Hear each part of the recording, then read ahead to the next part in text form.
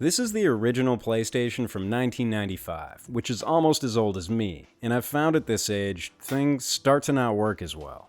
Taking a quick look, we have some of the classic signs of age such as dust, Sharpie marks, brown goo, things of that nature. But most of it appears to be surface level, and overall it's in good shape on the exterior, even if a little dirty. That's all fine and dandy as long as it can play video games. Oh shucks, it cannot do that. It just brings us to this boot screen when we try. In this video, we'll take a closer look at the problem and then fix it. Starting out, we can look at, or rather listen to, what happens when we turn the console on with a disc inserted. Every spinning disk drive that's ever been made is audible to the human ear, and with this unit, what I hear is nothing. To further confirm, we can open the tray and press this button in the back, which is what tells the console the lid is closed and allows power to the optical drive. So now we can see visually, this disc is not spinning. For a quick comparison, I have a working PS1 here just to show you the sight and sounds we should observe in normal operation.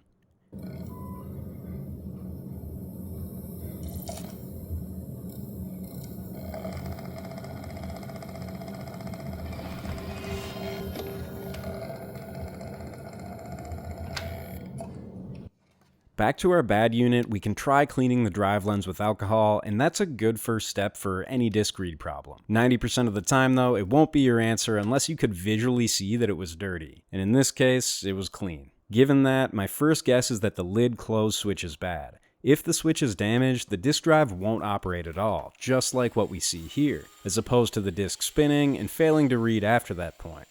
So we gotta go inside to look closer, and I just took out those 6 Phillips screws, which allows us to remove the top shell and reveal the board. This little cover on the back falls out, so we'll just set it aside for now. This is the tray close button I'm pushing up from the back here, and if we line it up to the board, we can see that the actual switch is right here. There is a fair amount of sludge in the area, reinforcing my suspicion that something might be wrong with this switch, so I want to test it. To get to it, we have to remove a number of things, and I'll start with the power supply connector, this flex cable, and the optical drive connections. The drive is not screwed down, so we can simply lift it out after that. There are 4 screws fastening this aluminum shield, and when they're removed, we can use our tweezers to lightly pry on the edge and finesse the whole thing out. We can flip over this copper ground plane and now get a good look at this switch.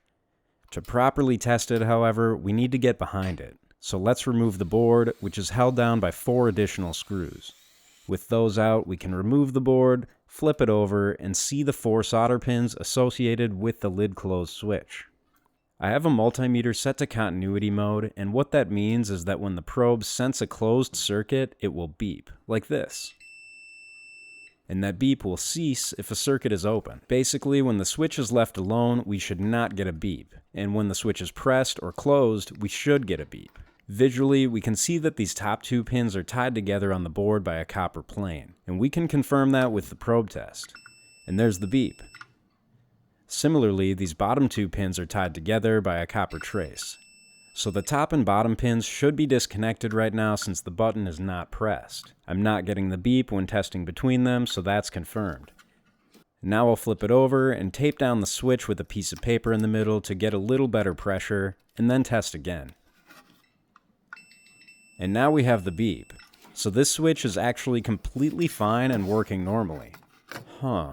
Well, there goes my easy answer. So now I start looking at the disk drive, and my thoughts are racing left and right. I've already exhausted the easy option, so it's gotta be something more complicated. The motherboard is bad, the drive motor is shot, etc., and you just start to feel like it's not really worth it anymore. If you can relate to that feeling, I'll encourage and demonstrate an instance why it can be worth looking a little bit closer.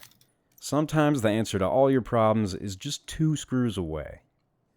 When I've removed the cover plate on the drive, I start spinning this worm gear on the motor to back out the lens. Now this is a pretty slow process, but as it retracts, I start to notice something strange. What the heck is that? It looks like a ferrule for an old wooden pencil eraser. So that obviously should not be there, and its presence was likely inhibiting the drive lens from reaching its home position, which I assume would be a prerequisite check for the disc to start spinning. In any case, when I loosely reattach everything, it looks like we are getting some life now, so let's reassemble things from where we left off and test it for real. It was 2 screws for the disk drive plate, 4 screws for the board, snap the shield on, 4 more screws, connect the power supply, the controller flex cable, place the optical drive, and make the 2 connections. Align the top shell, flip it over, 6 final screws, and it's a full PlayStation once again. We'll plug it in and do our final test. What do you know? Without a foreign object jamming up the disk drive, it suddenly just works. Now, I shouldn't have been as surprised as I was by this, because I've ran into very similar problems before. More recently, I've seen the lid close switches be an issue, so that's immediately where my mind went, and it's just a good reminder to not box yourself in at the start, because if you're wrong and get discouraged, it'll just make it that much harder to keep going and solve the problem. Oh, and by the way, I did reattach that back plate and cleaned out the system off camera. I hope this video helped you out, and I'll see you in the next one.